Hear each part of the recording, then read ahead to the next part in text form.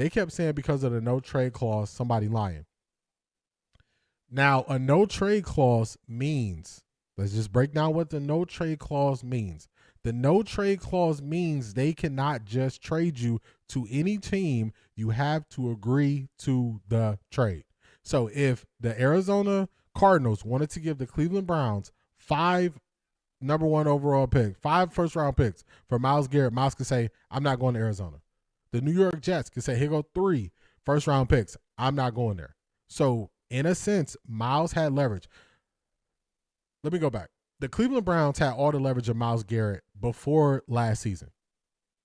They still had him under contract for 2 more years. They could franchise tag him, so they collectively had his control for 4 years. When they re-signed him, when they signed him to a contract extension, they gave him a no trade clause. They took the leverage from themselves and handed it to Myles Garrett when they signed that deal. And by giving him a no trade clause, that means we can't just dump you to any team. That does not mean you cannot be traded. That's not what that means. That means you have to approve the team that you are traded to. So a lot of what I said on Wednesday was they did Myles a solid. They did Myles a solid going back to when they took all the leverage and handed him the leverage with the no trade clause.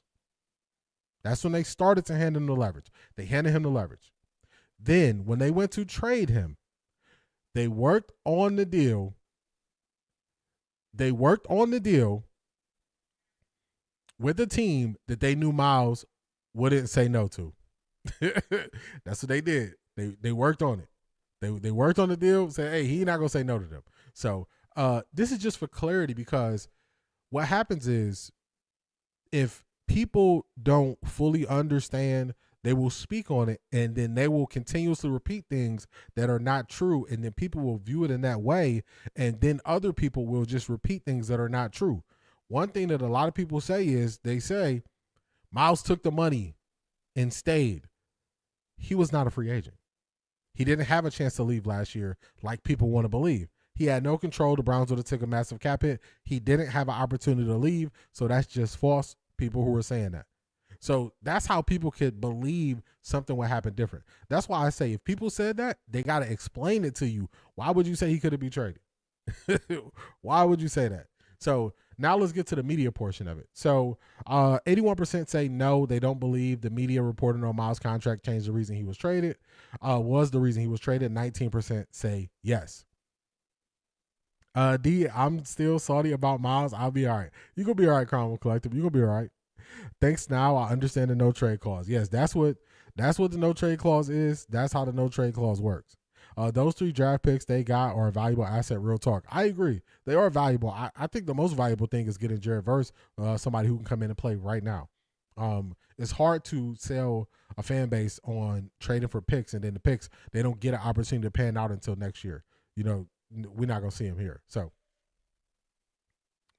hey, what's good, fam? Happy Friday. Keith Mathis, what's going on? How you feeling today? How you feeling?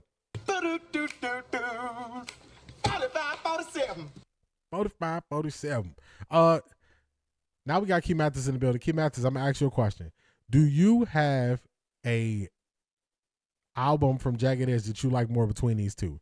Do you like Heartbreak or Little Thrill more? Let me know if either one of those you like more. My favorite Jagged Edge album is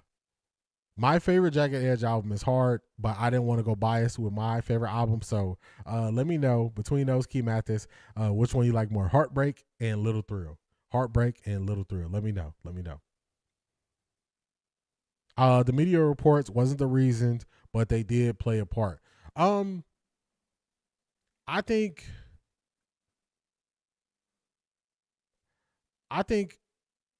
Heartbreak. All right, bet. That's what it is. That's what we'll be reviewing over the weekend. Jagged Edge Heartbreak album. That's what we'll be reviewing. I think with the media, I think that the media influences the fans and the people who follow and watch. I think it had very little to do with the trade actually happening. And I'm not just going to tell y'all that because I want you to believe that. I was reading the CBA last night. page 9 of the CBA that the NFL Players Association agreed to with the NFL in March of 2020, on page 9 of it, it states the process that if a contract is changed, what needs to happen. So if you sign a new player to a contract, if you restructure a contract, if you change a contract, you have to submit that to the league office.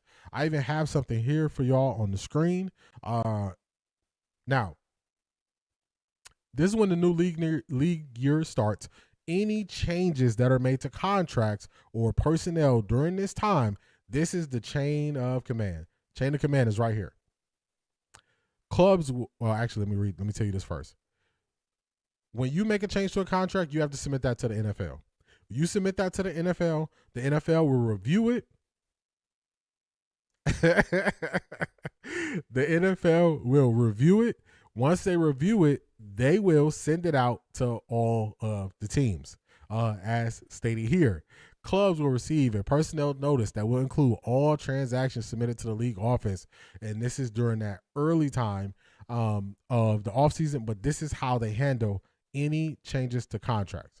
Any changes, this is how they do it. This is how they handle it. Let me make sure y'all can read it. Yes, you can read it. Right after March 12th, you will see the explanation there. So this is to kind of explain the real process so people don't believe that the media has more power in influencing clubs than they believe they do. So since people consume the media, they believe they have more power. That's not the case. Les Snead said it during his initial press conference. Hey, we took it as a signal when they adjusted his contract. They did not go watch TV to see if he adjusted the contract. They received that information from the NFL. Some people will call it the transaction wire. They received that information on the transaction wire. They immediately started following back up with the Browns about Myles Garrett.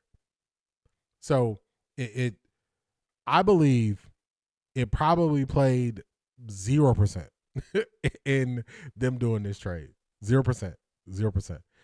Just want to bring y'all to the side of my understanding, or show y'all the side of my understanding, not